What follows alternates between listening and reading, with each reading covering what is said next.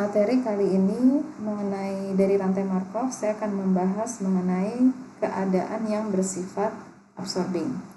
Sebelumnya kita definisikan apa itu yang disebut dengan keadaan absorbing.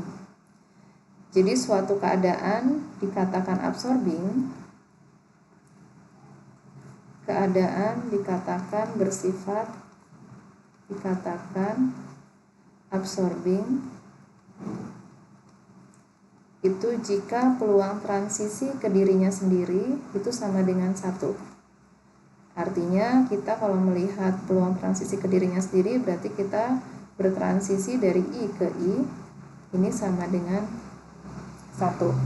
Jadi artinya apa? Keadaan absorbing itu adalah keadaan di mana dia tidak pernah berpindah atau bertransisi ke keadaan yang lain. Jadi dia selamanya akan terperangkap di keadaan itu sendiri. Makanya PII sama dengan 1, atau peluang transisi ke dirinya sendiri itu sama dengan 1. Nah, misalkan sekarang saya berikan contoh, misalkan saya punya suatu rantai Markov dengan peluang transisi yang saya berikan di sini. Misal di sini saya punya suatu rantai Markov dengan peluang transisinya adalah sebagai berikut: 1, 0, 0. Kemudian ini adalah alfa, beta, gamma, ini adalah 0, 1, 1. Di sini saya berikan tentu alfa ditambah beta ditambah gamma, tentu penjumlahannya harus sama dengan 1. Karena matriks transisi jumlah setiap barisnya harus sama dengan 1. Dan tentu alfa ini lebih besar dari 0, beta lebih besar dari 0, dan gamanya juga lebih besar dari 0. Nah, matriks transisi yang saya berikan di sini, ini maaf ya, elemen elemen untuk baris ketiga, kolom kedua nih 0 ya, 0, 0, 1. Oke, nah sekarang pertanyaannya, apakah rantai Markov ini memiliki keadaan absorbing? Jelas rantai Markov ini memiliki keadaan absorbing ya, karena peluang transisi ke dirinya sendiri itu sama dengan 1. Peluang transisi ke dirinya sendiri ini kan paling mudah ya. Paling mudah kita amati karena peluang transisi ke dirinya sendiri adalah peluang transisi yang berada di dalam diagonal matriks. Ya, jadi elemen di dalam diagonal matriks itu selalu menyatakan peluang transisi ke dirinya sendiri. Kalau di dalam matriks transisi, ketika elemen diagonalnya ada yang nilainya sama dengan 1, pasti rantai Markov tersebut memiliki keadaan yang bersifat absorbing. Nah, ketika kita memiliki keadaan yang bersifat absorbing, biasanya muncul suatu pertanyaan di mana salah satunya adalah kalau diberikan 3 keadaan seperti ini. Misalkan di sini saya sebut keadaannya adalah keadaan 0, 1, dan 2. Biasanya muncul pertanyaan, kalau diberikan ada rantai Markov dengan matriks transisi yang diberikan seperti ini, pertanyaannya adalah di keadaan manakah prosesnya akan berakhir? Karena kalau sudah masuk ke state absorbing, tentu prosesnya sudah tidak pernah keluar lagi dari keadaan absorbing, karena selamanya akan terus terperangkap di keadaan absorbing. Jadi muncul pertanyaan, di keadaan mana bahwa proses akan berakhir. Tentunya di keadaan mana, pertanyaannya kalau nggak berakhir di keadaan 0 atau di keadaan 2. Proses berakhir. Nah, jadi jelas kalau sudah masuk ke state atau keadaan 0, tentu selamanya akan berada di 0. Atau kalau seandainya masuk ke state 2 atau keadaan 2, tentu tidak akan pernah keluar lagi dari 2. Jadi kalau kita gambarkan matriks rantai Markov ini, kalau kita gambarkan dalam diagram transisi, ini kan bisa kita gambarkan 0, 1, 2. Dari 0 dia akan ke 0, kemudian dari 1 dia bisa ke 1 atau bisa ke 0, atau bisa ke 2, dari 2 dia hanya akan ke 2. Jadi kalau seandainya prosesnya dimulai dari state 1, tentu dia pada suatu waktu akan berputar di state 1 terus. Kemudian pada akhirnya ketika masuk ke state 0, ketika dia masuk ke state 0, tentu dia akan terperangkap di state 0. Atau begitu juga sebaliknya, pada suatu waktu dalam beberapa langkah dia akan berputar di keadaan 1, pada akhirnya ketika keluar dari 1 dan masuk ke 2, tentu dia akan terus berada di 2 dan tidak pernah keluar dari 2 dan selamanya akan berakhir di keadaan 2.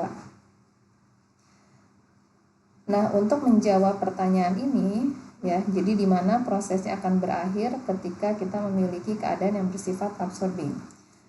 Nah, langkah awal di sini kita definisikan, saya punya definisi, saya berikan variabel T besar, di mana T ini menyatakan waktu yang terpakai atau waktu sampai proses pada akhirnya terabsorbing. Berarti di sini bisa saya definisikan sebagai minimal, nilai minimal, di mana T-nya ini adalah waktu atau langkah yang dibutuhkan sampai akhirnya keadaan ketika pada saat ke T ini berakhir di keadaan 0 atau di keadaan 2. Jadi sekali lagi dengan kata lain, T ini menyatakan waktu sampai terabsorbing.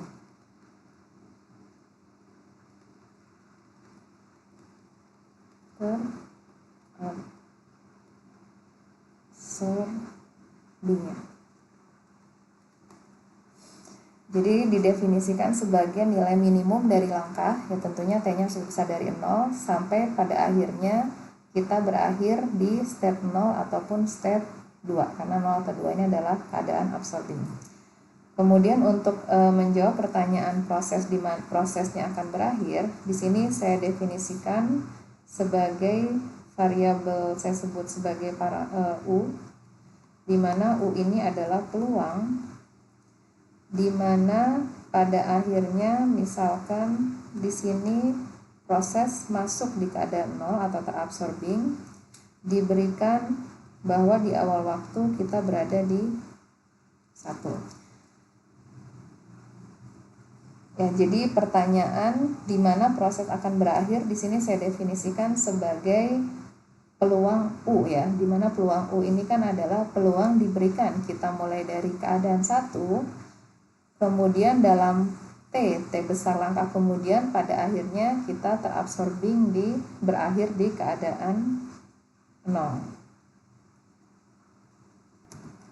Nah, cara untuk mencari solusi berapa besarnya nilai U atau peluang transisi kalau dimulai dari keadaan 1 dan berakhir di keadaan, pada akhirnya berakhir di keadaan 0, metode yang paling umum digunakan itu ada yang disebut first step analysis. Jadi solusi untuk mencari nilai U ini kita menggunakan metode first step analysis atau analisis satu langkah. Jadi artinya sebelum kita akhirnya terperangkap pada keadaan 0, kita lihat kasus terpisah pada langkah pertama. Jadi kan jelas di sini diberikan pada awal waktu kita mulai dari keadaan 1. Jadi pada saat X0 sama dengan 1, artinya pada satu langkah berikutnya berarti kita pandang sebagai X sama dengan 1. Nah, ketika pada satu langkah ke depan, ini kan sebenarnya ada banyak skenario yang mungkin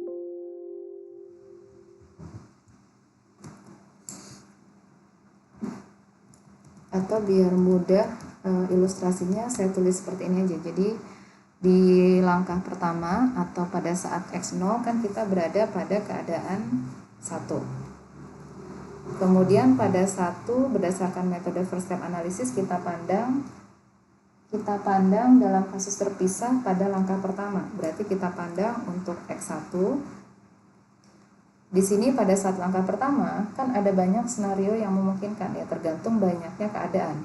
pada satu langkah pertama dimulai dari keadaan 1 kita bisa masuk ke keadaan 0, atau bisa masuk ke keadaan 1, atau bisa masuk ke keadaan 2.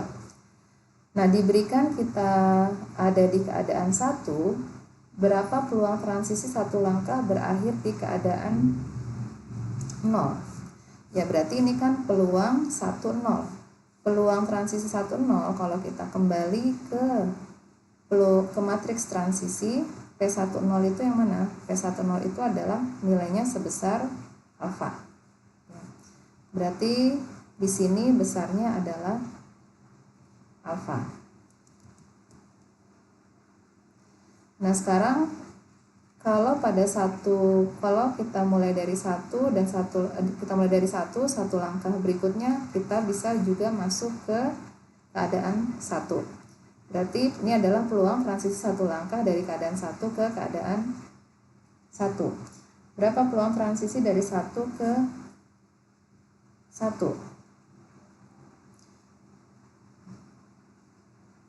Peluang transisi dari 1 ke 1 adalah nilainya beta, ya, sesuai dengan yang ada di matriks transisi. Kemudian satu langkah berikutnya, kalau untuk skenario yang kedua, kalau kita mulai dari keadaan 1 dan berakhir di 2 dalam satu langkah, ini peluang transisinya adalah sebesar gamma. Jadi ini adalah beta, ini adalah gamma. Nah, setelah satu langkah, sekarang kita pandang xt besar, di mana xt besar ini kan menyatakan bahwa pada akhirnya kita akan terabsorbing ke keadaan 0. Berarti kita punya transisi dari dari T sama dengan 1, dari periode ke 1 pada akhirnya kita terabsorbing T besar. Di sini kita bisa menghitung besarnya peluang transisi.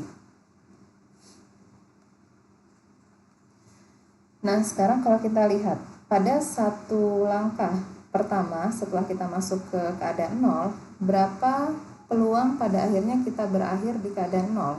Ya, jelas peluangnya sebesar 1, ya. Karena kan kalau kita sudah masuk ke keadaan 0, kemudian pada akhirnya terabsorbing di 0, ini kan peluangnya sebesar 1, ya. Karena kan kalau sudah ada di 0, kita selama-lamanya akan terus berada di 0. Jadi pada saat xt besar, tentu peluangnya sama dengan 1. Nah, kemudian kalau kita pada saat X1, di sini kan kita mulai dari keadaan 1. Berapa peluang kita mulai dari keadaan 1 pada akhirnya terabsorbing ke 0? Ini nilainya pasti 0. Maaf, bukan 0, ya. Nilainya adalah sebesar U, ya. Nilainya sebesar U, karena ini kan artinya prosesnya berulang lagi, ya. Karena kan ketika dari 1 pada di awal waktu kita kembali lagi ke 1, berarti definisi di mana kita mulai dari keadaan 1 berakhir di keadaan 0, itu kan tadi kita definisikan sebagai U yang ini. Jadi garis yang menghubungkan dari keadaan 1 ke keadaan 0, ini kan sebenarnya sama saja dengan melihat bahwa diberikan pada saat X1 kita mulai dari 1, kemudian pada akhirnya kita terabsorbing di keadaan 0. Cuman kita tahu bahwa T besar ini kan nilai minimum waktu sampai akhirnya terabsorbing. Jadi ini tidak peduli kita mulai X1-nya sama dengan 1, kita bisa pandang ini sebagai kita mulai lagi dari awal masuk ke keadaan 1, dan kita tahu berdasarkan definisi ketika kita mulai dari 1 pada akhirnya terabsorbing, berarti ini kan proses berulang lagi karena kita mulai dari 1 berarti peluangnya sebesar U. Kemudian kalau kita mulai dari 2, berapa peluang pada akhirnya terabsorbing ke 0? Ini jelas peluangnya 0. Karena kalau kita sudah masuk ke keadaan 2, kita kan pasti selamanya akan berada di step 2, keadaan 2, tidak mungkin bertransisi ke keadaan manapun. Jadi peluang ketika mulai dari 2 pada akhirnya terabsorbing ke 0 itu tidak mungkin terjadi, berarti peluangnya sebesar 0. Nah, dari sini bisa kita lihat, ya, bahwa peluang U tadi yang kita definisikan kalau dimulai dari keadaan 1 dan berakhir di keadaan 0, pada akhirnya proses berakhir di keadaan 0, berarti ini bisa kita lihat sebagai total peluang di mana total peluangnya ini kita pandang sebagai 3 skenario yang memungkinkan, di mana pada langkah pertama kita bertransisi ke keadaan 0, 1, atau 2. Kalau kita langkah pertama bertransisi ke 0, berarti peluangnya sebesar A dikali 1. Skenario kedua, kalau kita bertransisi ke 1 pada langkah pertama, berarti besarnya adalah beta dikali U. Ditambah skenario yang 3, berarti ini adalah gamma dikali 0. Nah, dari sini tentu bisa kita cari solusi berapa nilai U. Ya, jadi dengan prinsip total peluang, kita bisa hitung, berarti di sini kita punya untuk yang U, di sini kita pindahkan beta U, kita pindahkan ke ruas kiri ya. Berarti kita punya ini adalah 1 minus beta dikali U sama dengan alfa. Berarti solusinya adalah U sama dengan alfa dibagi 1 minus beta. Dan kita tahu bahwa alfa plus beta tambah gamma ini kan jumlahnya adalah 1 ya. Berarti kalau betanya kita substitusi, bisa kita gunakan 1 minus alfa ditambah gamma. Jadi kalau kita substitusi ke persamaan U ini, berarti alfa dibagi alfa ditambah gamma. Jadi ini adalah U ini menyatakan peluang transisi berakhir di keadaan 0 diberikan kita mulai dari keadaan 1. Nah, dengan cara yang sama, ini kita juga bisa menghitung peluang berakhir di keadaan 2 ya. U ini kan tadi didefinisikan sebagai berakhir di keadaan 0. Nah, berapa besarnya peluang transisi berakhir di keadaan 2? Di keadaan 2. Ini dengan cara yang sama, ini bisa kita buktikan bahwa peluang transisinya adalah sebesar, misalkan saya definisikan U2 ya. U2 ini adalah peluang pada akhirnya kita berakhir di keadaan 2 diberikan kita mulai dari keadaan 1. Ini nilainya sebesar gamma dibagi alfa plus gamma.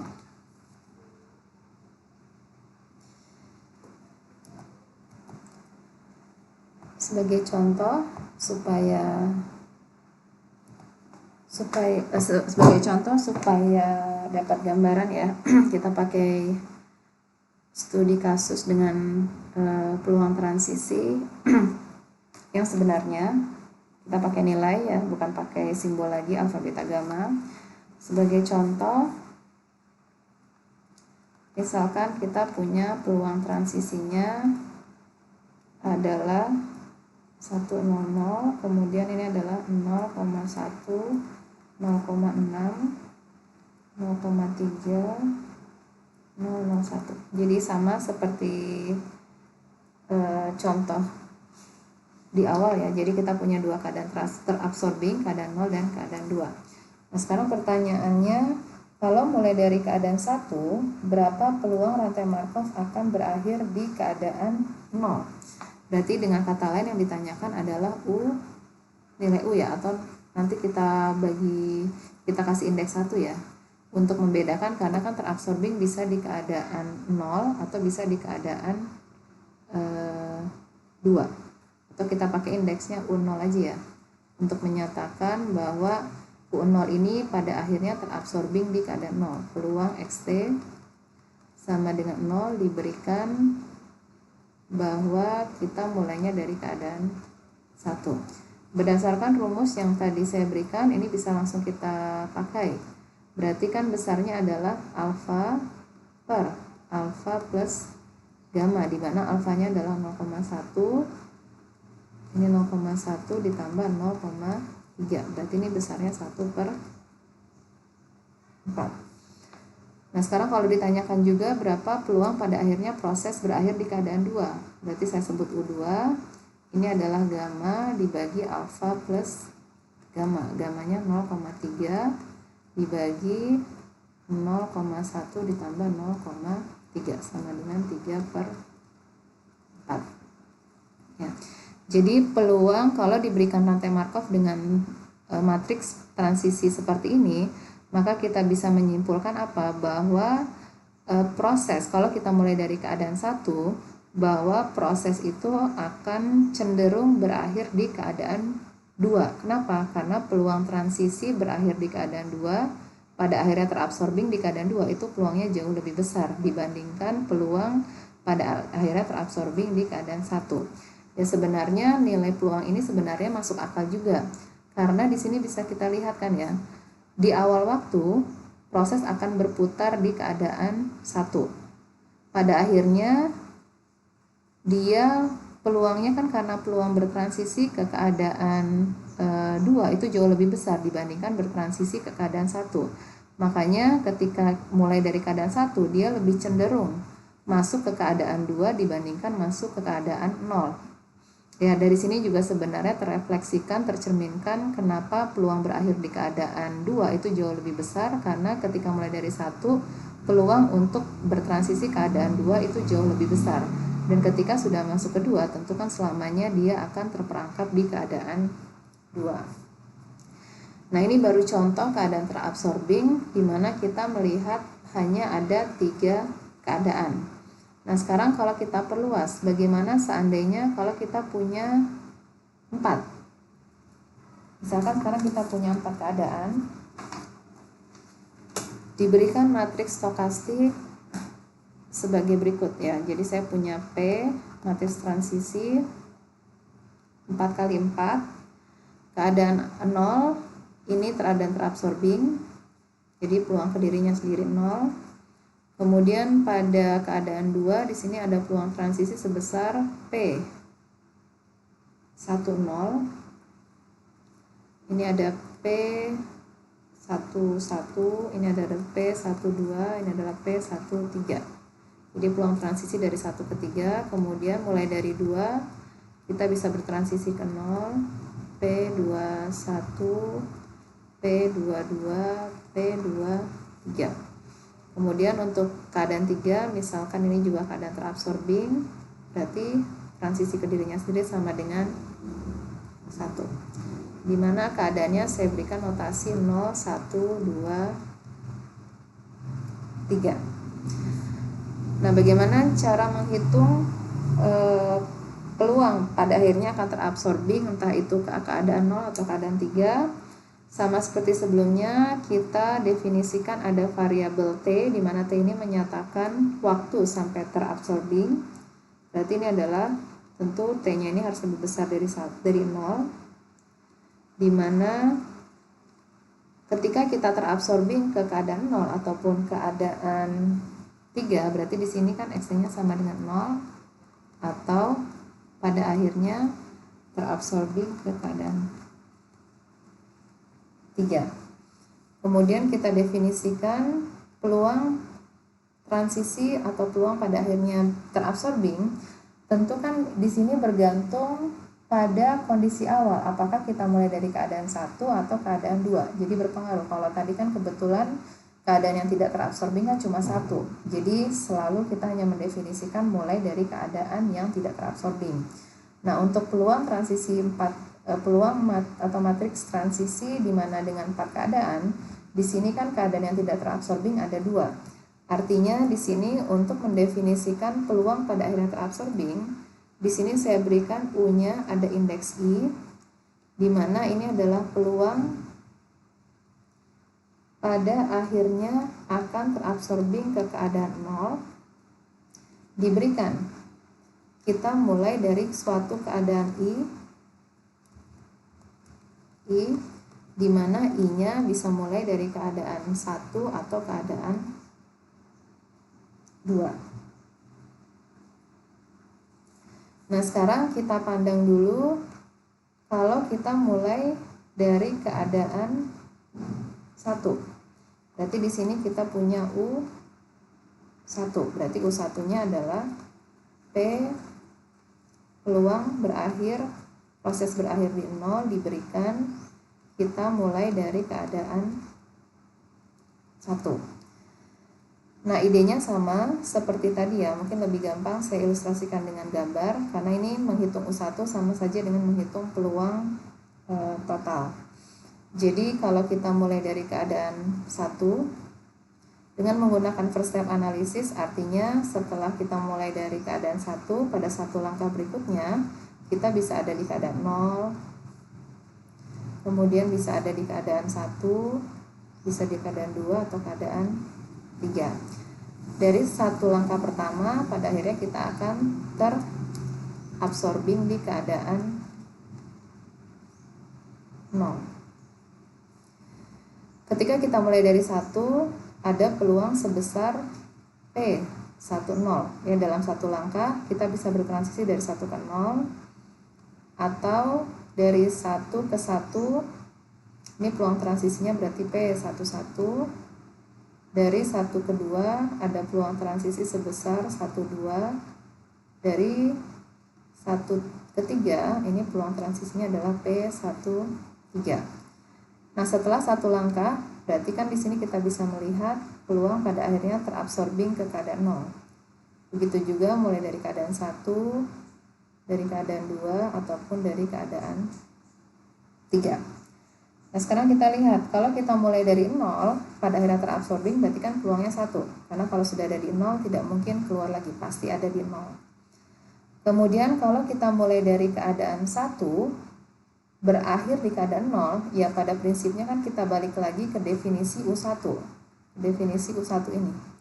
Berarti kan kita mulai dari keadaan 1, ya. Kemudian pada akhirnya kita terabsorbing ke 0. Berarti peluang ini sebesar U1. Kalau mulai dari pada langkah pertama, setelah langkah pertama kita ada di keadaan 2 dan berakhir di keadaan 0, berarti kan ini peluangnya sebesar U2.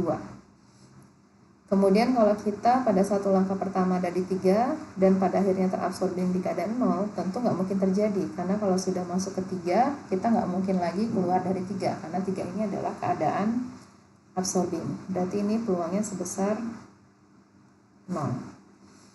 Jadi menghitung U1 dengan menggunakan peluang total besarnya adalah skenario pertama kita masuk ke 1 ke 0, peluangnya P10 dikali 1 ditambah P11 dikali U1 ditambah P12 dikali U2 ditambah P13 dikali 0. Nah, sekarang bagaimana dengan ya nanti dari sini kan di sini kita punya persamaan dengan dua parameter ya. Ada U1 dan U2. Berarti untuk mencari solusi kita kan butuh satu persamaan lagi. Satu persamaan lagi ini bisa kita ambil dari persamaan ketika kita mulai dari keadaan 2. Berarti di sini berapa peluang akhirnya terabsorbing? Berarti kan U2. Di sini kita menghitung peluang. Berapa peluang proses berakhir di keadaan 0 dimulai dari keadaan 2. Nah, dengan cara yang sama dengan menggunakan first step analysis, di sini bisa kita tulis bahwa U2 sama dengan pada satu langkah pertama dari 2 kita bisa masuk ke 0.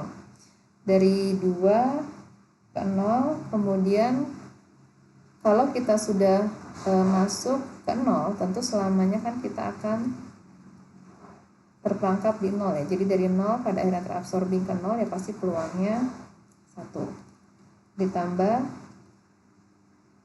mulai dari 2, satu langkah pertama kita bisa masuk ke keadaan 1 dikali kalau sudah masuk ke 1 pada akhirnya terabsorbing ke 0, peluangnya sebesar U1 ditambah P22 dikali U2 ditambah P23 dikali 0. Jadi di sini kita punya dua persamaan. Ini persamaan 1, ini adalah persamaan 2. Jadi untuk mencari solusi berapa U1 dan U2 ya tinggal kita hitung saja ya. Kita cari solusinya bisa pakai metode substitusi atau metode eliminasi. Nah, sebagai contoh di sini kita pakai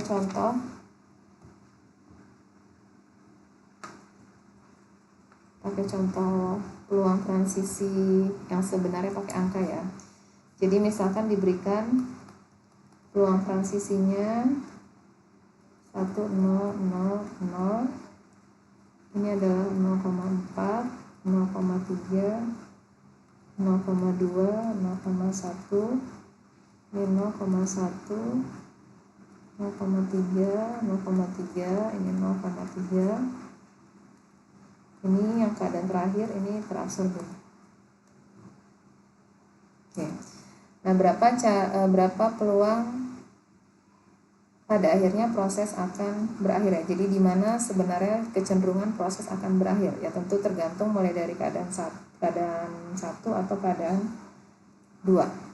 Nah, berdasarkan persamaan yang sudah kita turunkan di atas, kita bisa hitung U1 sama dengan 0,4 ditambah 0,3 U1 ditambah 0,2 U1. Kemudian untuk persamaan kedua berarti ini adalah 0,1 ditambah 0,3 U1 ditambah 0,3 U2. Berarti dari sini kita bisa sederhanakan ya persamaan pertama ini menjadi 0,7 U1 dikurang 0,2 U2 sama dengan 0,4. Persamaan yang kedua ini kalau kita sederhanakan 0,3 U1 ditambah 0,7 U2 sama dengan 0,1. Karena kalau kita pakai metode eliminasi ya, jadi misalkan persama yang atas ini misalkan saya kalikan dengan 7,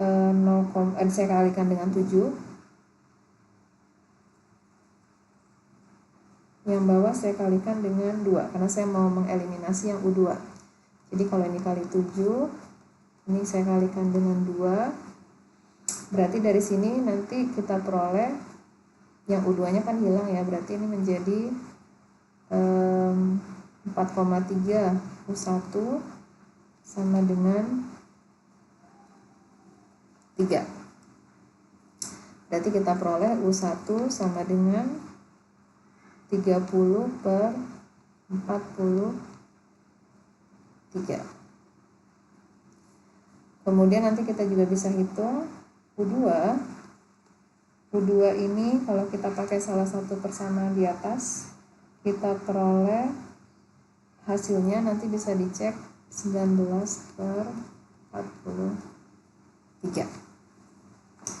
Jadi di sini tentu penjumlahannya tidak harus sama dengan 1 ya. Beda dengan contoh pertama di mana kita punya matriks transisinya adalah 3x3.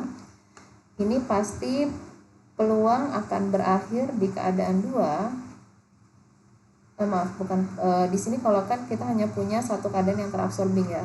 Ketika kita mulai dari keadaan 1, ya tentu kan berakhirnya kalau nggak di keadaan 0 atau keadaan 2. Jadi penjumlahannya U1 dan U2 ini kalau kita jumlahkan pasti sama dengan 1 karena kita cuma mulai dari keadaan 1 bisa berakhir di keadaan 0 ataupun keadaan 2. Jadi peluangnya 1. Sedangkan yang ini U1 dan U2 tidak harus selalu sama dengan 1 ya, karena kan ini mulai dari keadaan yang berbeda. U1 dan U2 ini kan sama-sama menyatakan peluang berakhir di keadaan 0 dimulai dari keadaan 1 untuk U1 dan U2 ini dimulai dari keadaan 2. Jadi jangan bingung ya dengan indeks yang sebelumnya U1 U2. Jadi U1 dan U2 di sini U1 30/43, ini kita punya U2 19/43.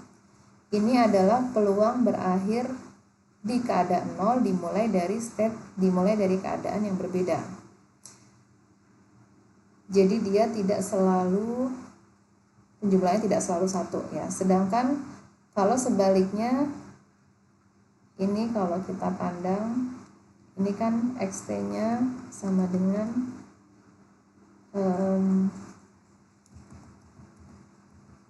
XT besar ya. XT besarnya kita berakhir di keadaan 0. Nah sekarang kalau XT-nya ini berakhir di keadaan 1,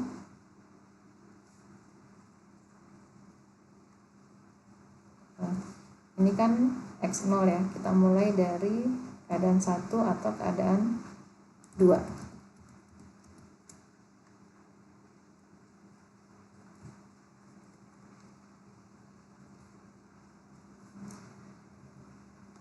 Nah, kalau misalkan di sini kan kita pandang X0-nya sama dengan 1, kita mulai dari keadaan 1, kan kita bisa terperangkap, kita bisa berakhir di 0 atau berakhir di 1. Berarti total penjumlahan untuk peluang pada baris pertama ini tentu harus sama dengan 1. Berarti peluang berakhir di keadaan 1 dimulai dari keadaan 1 ya sisanya saja 1 dikurang 30/43. Berarti ini adalah 13/43.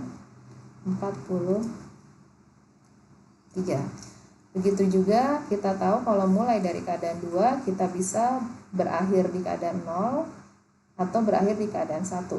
Berarti kalau berakhir di keadaan 1 ya kita ambil saja 1 dikurang 19/43.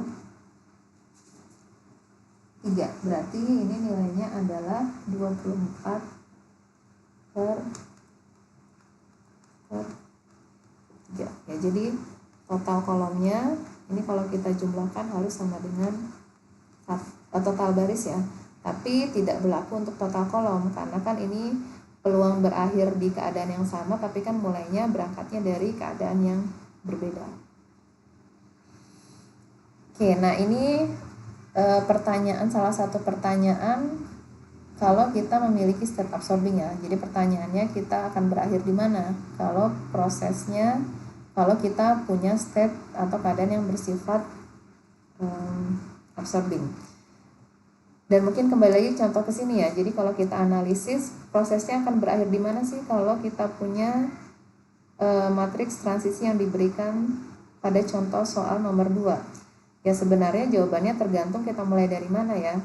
Karena lihat dari sini kalau kita mulai dari keadaan 1 itu lebih besar kemungkinan proses berakhir di keadaan 0 karena peluangnya lebih besar dibandingkan ketika berakhir di keadaan 1. Tapi kalau keadaannya kita mulai dari keadaan 2 itu cenderung berakhir di keadaan 1.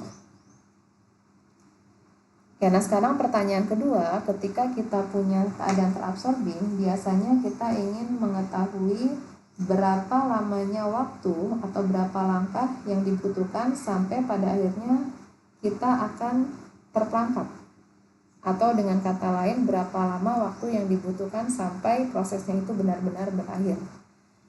Jadi pertanyaan yang kedua, di sini biasanya kita punya pertanyaan berapa lama waktu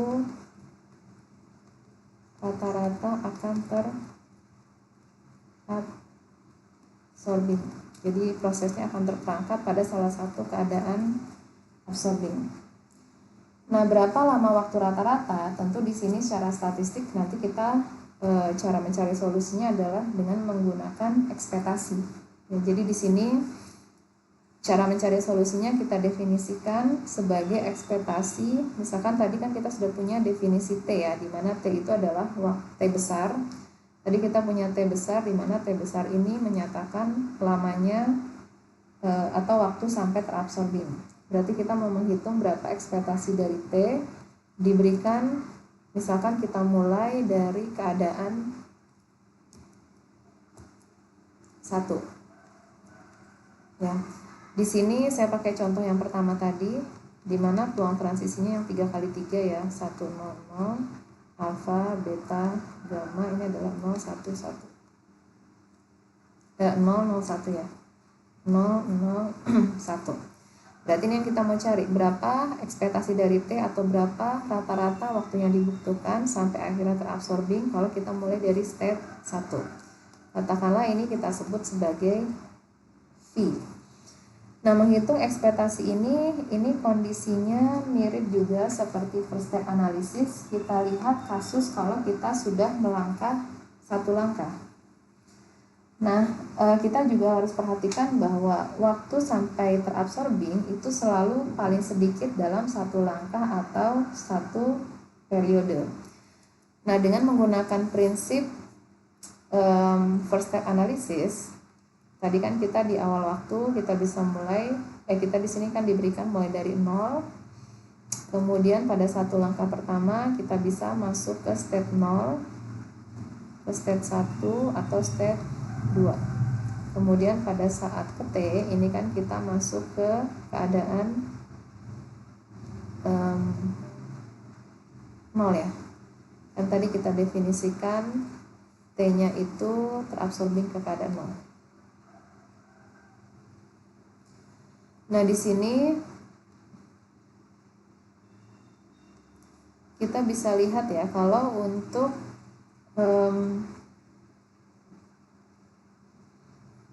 kita tahu bahwa transisi dari 1 ke 0 ini kan besarnya adalah alfa, ini adalah beta, ini adalah gamma ya. Kemudian kalau misalkan sekarang kita pandang berapa sih waktu yang dibutuhkan ketika kita mulai dari 0, kemudian kita berakhir di 0. Jadi sekarang kalau dari 0 ke 1 ini kita hitung sebagai peluang transisi. Tapi sekarang dari 1 ke T kita pandang sebagai ekspektasi dari T. Jadi ketika kita mulai dari keadaan 0, berapa langkah yang dibutuhkan sampai akhirnya kita terabsorbing? Ya tentu kita hanya butuh 0 langkah, karena kan kita sudah berada di keadaan terabsorbing, yaitu keadaan 0. Jadi tidak ada langkah lagi yang dibutuhkan sampai terabsorbing kalau kita mulai dari 0. Kemudian berapa waktu yang dibutuhkan kalau kita ada di 1 dan kita pada akhirnya terabsorbing di keadaan 0? Ya tentu ini kembali lagi ke definisi V yang kita definisikan di sini. Karena kita mulai dari 1 pada akhirnya terperangkap di 0, berarti ini sebesar V. Kalau kita mulai dari 2, berapa langkah yang dibutuhkan sampai akhirnya kita terabsorbing di 0? Ya juga ini 0 ya. Karena kalau kita sudah terperangkap di 2, kan kita tidak mungkin lagi keluar. Jadi nggak mungkin terjadi, tidak mungkin ada periode atau langkah yang dilakukan dari 2 ke 0. Nah, dari sini menghitung ekspektasi juga sama ya. Kita bisa pandang seperti total peluang, tapi di sini kita sebut sebagai total ekspektasi. Jadi menghitung V, berarti menghitung V kita bisa pandang dari semua skenario yang memungkinkan. Dengan peluang sebesar A kita ada di 0, kemudian langkah yang dibutuhkan adalah sebesar 0 kalau kita ada di 0 ke 0. Kemudian skenario yang kedua dengan peluang sebesar beta ada di 1, dari 1 ke 0 peluang yang dibutuhkan adalah sebesar V, ditambah skenario yang ketiga dengan peluang sebesar gamma dalam satu langkah ada di 2, kemudian langkah yang dibutuhkan adalah sebesar 0. Berarti dari sini bisa kita hitung, tadi juga saya lupa ya memberikan bahwa ketika kita mau memandang bahwa kapan waktu yang dibutuhkan sampai terabsorbing, ini jangan lupa selalu kita tambahkan nilai 1, karena minimal 1 langkah pada akhirnya kita akan terabsorbing. Ya, jadi kalau kita mulai dari 1, tentu kan ada minimal 1 langkah ya sebelum akhirnya kita terabsorbing. Jadi plus 1 ini perlu kita gunakan untuk menghitung dari nilai V ini. Berarti di sini kita bisa hitung bahwa V itu sama dengan 1 plus beta V. Berarti di sini nilai V sama dengan 1 per 1 minus beta. Nah, kembali ke contoh yang saya berikan untuk matriks 3x3, contoh yang ini ya. Contoh yang ini. Di sini betanya adalah 0,6.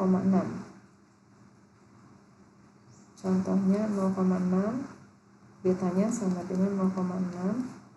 Berarti kita bisa hitung V-nya adalah 1 minus 0,6, berarti ini sama dengan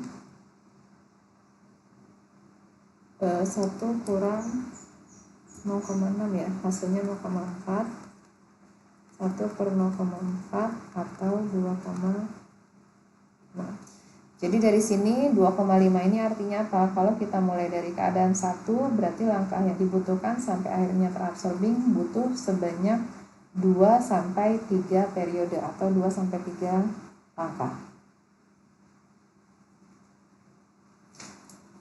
Nah, sekarang kita coba aplikasikan ke contoh yang kedua, di mana kita punya matriks transisi 4x4. Yang ini ya.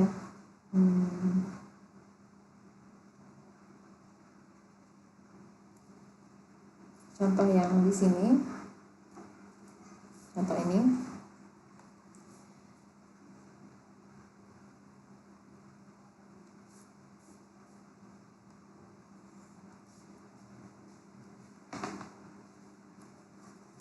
Berarti kita punya peluang transisinya adalah matriks transisinya 4x4 ya, atau saya tuliskan lagi di sini ya. Oke, peluang matriks transisinya ini 1 0 0 0, ini P 1 0, P 1 1, P 1 2, P 1 3, P 2 2 0, P 2 1, P 2 2, P 2 3. Ini adalah kemudian yang terakhir ini terabsorbing ya, berarti ini 0 0 0 1.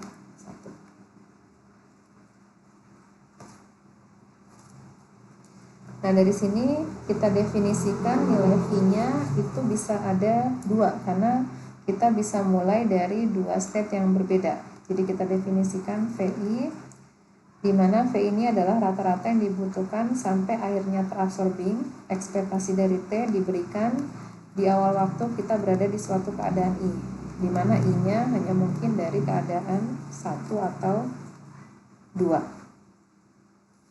Jadi kalau I-nya sama dengan 1, berarti yang kita hitung adalah V1 sama dengan ekspektasi T, kita mulai dari keadaan 1. Nah, dengan cara ide yang sama, kita bisa menghitung V1 peluang sampai akhirnya terabsorbing di salah satu keadaan absorbing tadi, itu minimal kita butuh 1 langkah. Berarti 1 ditambah peluang sebesar P10. Jadi kita memandang dalam 1 langkah kita bisa masuk ke step 0 dengan peluang sebesar P10. Kemudian kalau kita ada di keadaan 0, berapa waktu yang dibutuhkan sampai akhirnya terabsorbing? Ya jelas tidak butuh periode lagi karena sudah di keadaan terabsorbing. Ditambah senario berikutnya, dari 1 kita masuk ke 1, dari 1 ke 1 berapa rata-rata yang dibutuhkan kalau mulai dari 1 pada akhirnya terabsorbing di keadaan 1. Ya di sini tentu perlu ekspektasinya sebesar V1. Ditambah senario berikutnya P12. Kemudian langkah yang dibutuhkan kalau kita mulai dari pada 1 langkah ada di keadaan 2 berakhir di keadaan terabsorbing, ya tentu kembali lagi ke keadaan 2, berarti ini kan V2. Ditambah kalau misalkan pada langkah berikutnya kita ada di keadaan 2, berapa peluang akhirnya akan terabsorbing? Ya jelas kan 0 ya, berarti ini P22 dikali 0. Berarti P1 sampai dengan 1 ditambah P11 V1 ditambah P12 V2. Kita punya persamaan dengan dua parameter yang dicari V1 dan V2, berarti kan kita butuh satu persamaan lagi. Satu persamaan lagi kita peroleh dari V2 ini dengan cara yang sama. V2 ini kan artinya kita mulai dari keadaan 2, berapa rata-rata waktu yang dibutuhkan pada akhirnya terabsorbing. Berarti ini 1 plus, kita mulai dari 2, kita bisa ke 0. Dengan rata-rata kalau kita mulai dari 0 kan ekspektasinya atau angka yang dibutuhkan 0, ditambah P21. Ketika kita satu langkah ada di keadaan 1, waktu yang dibutuhkan sampai akhirnya terabsorbing, berarti kan kita kembali lagi ke keadaan 1, berarti ini besarnya adalah V1 ditambah P22, ini rata-rata yang dibutuhkan karena kembali lagi ke 2, berarti V2 ditambah P21 22, ini 22 ya, ini 23 ya, yang di atas ini salah ya, P23, ini bukan P22 ya, ini harusnya P13, ini P23 dikali 0. Berarti persamaan kedua kita punya 1 plus P11 V1 ditambah P12 V2. Ini persamaan kedua. Jadi cara mencari solusi ya ini mudah kita lakukan ya, karena sudah ada dua persamaan dengan dua parameter yang tidak diketahui, kita bisa mencari solusi V1 dan V2. Nah, kembali ke contoh dengan nilai peluang transisi, contoh yang ini ya. Sekarang kita coba hitung berapa waktu yang dibutuhkan sampai akhirnya terabsorbing. Di sini kita bisa tuliskan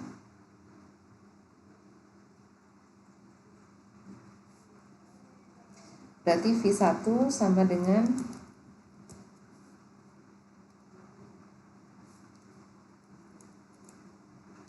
V1 1 ditambah peluang transisi 1 ke 1 diberikan dari matriks transisi 0,3 V1 ditambah 0,2 V2.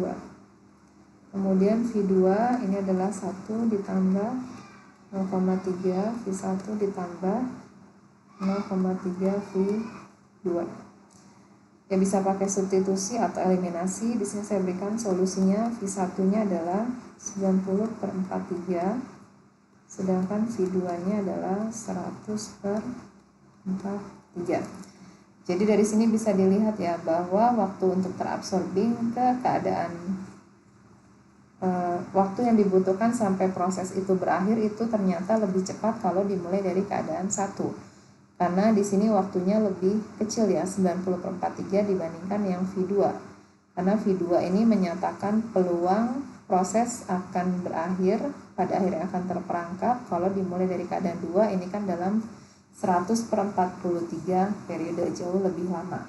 Jadi kalau masuk ke terabsorbing ke keadaan 1 itu jauh lebih cepat dibandingkan terabsorbing ke keadaan 2.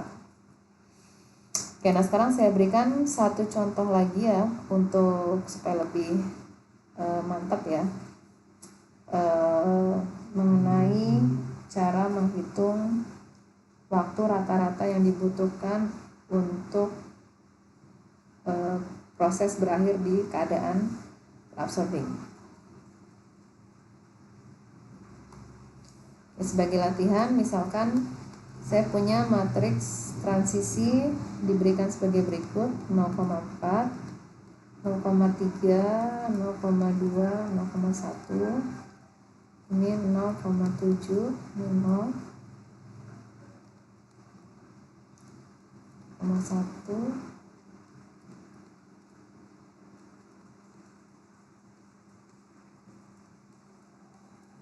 Oke.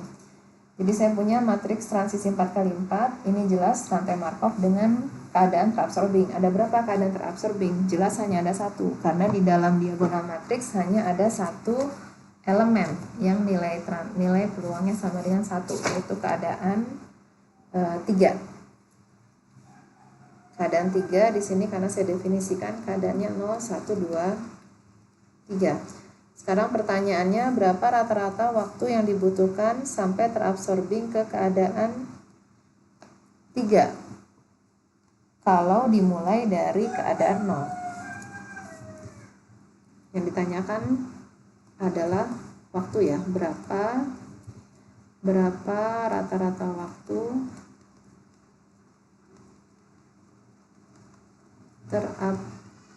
terabsorpsi di keadaan 3 jika dimulai dari keadaan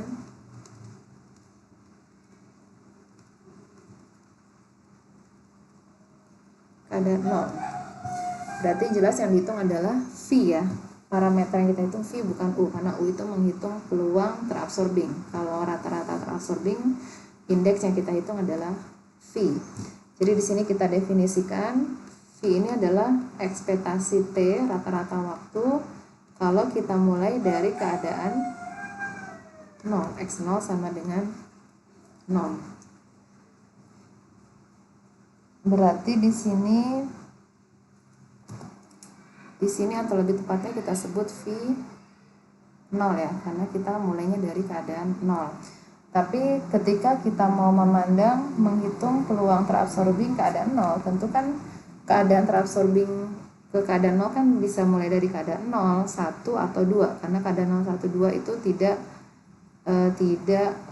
bukan merupakan keadaan terabsorbing. Nah, sekarang bagaimana cara mencari besarnya V0? Ya, kita kan harus mencari solusi juga untuk V0, V1, V2, dan V3. Karena kan secara umum kita punya definisi V1 ini adalah VI ya. VI, ekspektasi T diberikan, kita bisa mulai dari suatu keadaan I, di mana I-nya ini bisa kita mulai dari keadaan 0, 1, atau 2. Sekarang kalau seandainya kita mulai dari keadaan 0 atau V0, berarti V0 ini bisa kita hitung sebagai rata-rata terabsorbing kalau dimulai dari keadaan 0, minimal kita butuh 1 langkah. Ditambah besarnya peluang dari 0 ke 0 itu adalah 0,4 dikali dengan V0 ditambah 0,3 V1 ditambah 0,1 0,2 dulu ya, 0,2 dikali V2 ditambah 0,1 dikali kita tidak ada V3 ya, karena V3 sama dengan 0. Karena di sini 0,1 itu kan artinya skenario yang keempat adalah kita mulai dari 0, kemudian pada 1 langkah kita ada di keadaan 3. Kalau kita mulai dari keadaan 3, berapa langkah yang dibutuhkan sampai akhirnya terabsorbing keadaan 3 ya? Jelas 0 langkah. Berarti ini peluangnya rata-ratanya adalah 0. Begitu juga V1 ini bisa kita hitung minimal 1 langkah ditambah peluang kita masuk ke keadaan 0 dari 1 ini kan 0 ya, jadi ini tidak ada, ditambah ini sebesar 0,7 V1 ditambah 0,2 V2 ditambah ya, kalau mau hitung ini kan 0,1 dikali 0, kemudian